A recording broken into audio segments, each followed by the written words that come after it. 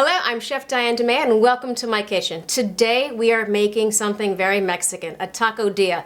Taco and a quesadilla put together in one with longaniza, which is a Mexican chorizo, a little bit of Oaxacan cheese, some sour cream with cumin in it, cilantro and onions, and some guacamole. I am actually making a different version than Hilah over at HilahCooking, who does a really delicious taco in a crispy shell with some ground beef and some super spices that she uses. But like I said, we're doing my version for now, so let's get cooking. The first thing I'm going to do is I will make my cumin sour cream, and really all that is getting some sour cream and mixing just a tad bit of ground cumin in it. It gives it just an extra kick, some special flavor. Every now and then you want something that just gives an added extra punch to your dish. Set, ready to go. Next, I'm going to do my onion, but I'm going to do it for two different things right now. I will make one set of onions for my garnish with cilantro, and the second set of onion I will make to actually saute with the longaniza. Easy. We're going to do little knife skills now. Only try this if you're comfortable with it. The way that we do as chefs to make sure that our onions or any other kind of, I guess, shallot, garlic is cut in uniform shape. We first slice in, and depending on how thick we want those pieces will determine where I come on the line for the onion. Then I bring my knife down, and again, depending on how uniform or what size will be with the shape of how big I make that cut on the onion. I'll do the same thing for this one here. And please be careful, make sure that your knife is super safe and sharp, because if it's not, you will slice your hand. Coming in again, same size, everything is uniform. Easy. So one set of onions we're putting into another bowl. That goes in here. This gets saved for my chorizo, and these always save the ends, great for stock or anything else. Gonna get some cilantro. Again, I'll be cutting this up for two different things, one for my chorizo and one for my garnish. We want to make sure that we cut this in a pretty uniform piece as well, because we want it to cook evenly. Some goes here.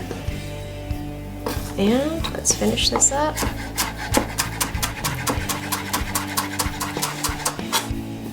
And some gets put right here.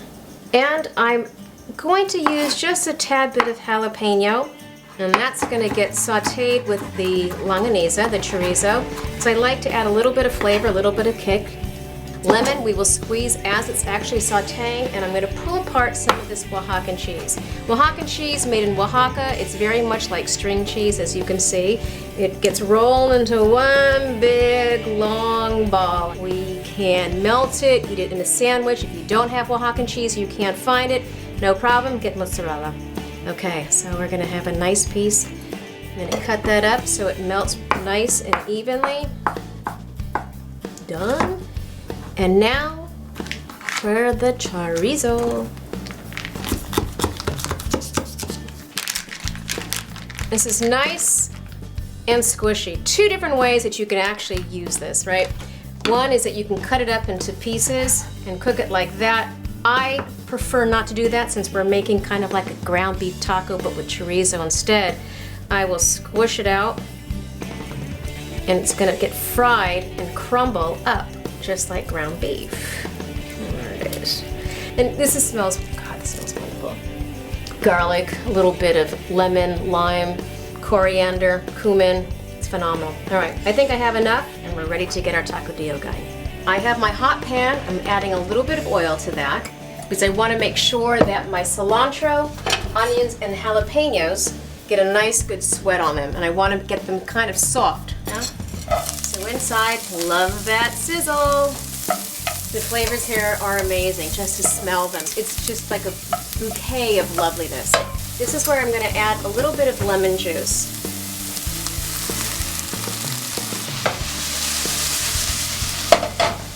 As you can see, the onions have started to turn a little translucent, which means that I can add my chorizo at this point. In it goes.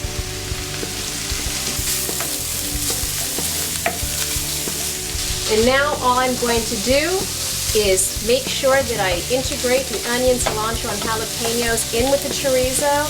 and brown the chorizo really, really nice. You don't necessarily have to make a TacoDilla with this type of filling. You can for sure just make a regular taco. You can get a hard shell taco and stuff it in there, or you can make a typical quesadilla with a flour tortilla as well and make something nice out of the stuffing.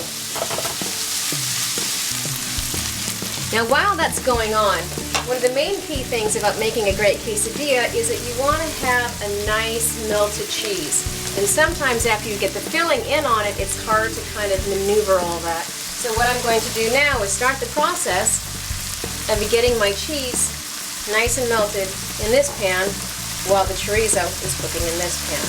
I don't like my quesadillas or my TacoDillas to be, I guess, crispy, but if you wanted to, this would be the time where you would add oil to the bottom of this pan so the bottom of the tortilla gets kind of like browned and nice and crisp. We're going to leave it kind of soft and moist like a traditional flour tortilla. Nice and crumbly.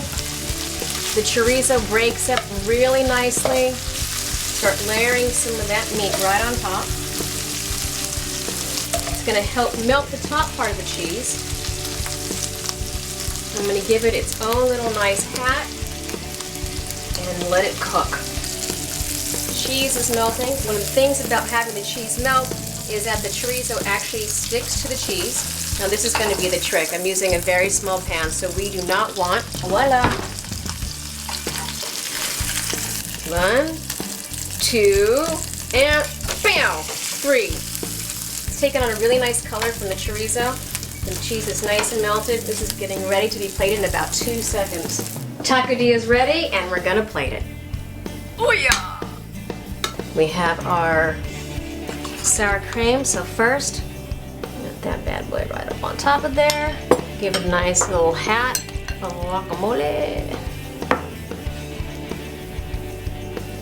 And some garnish. As I always say, aesthetics first.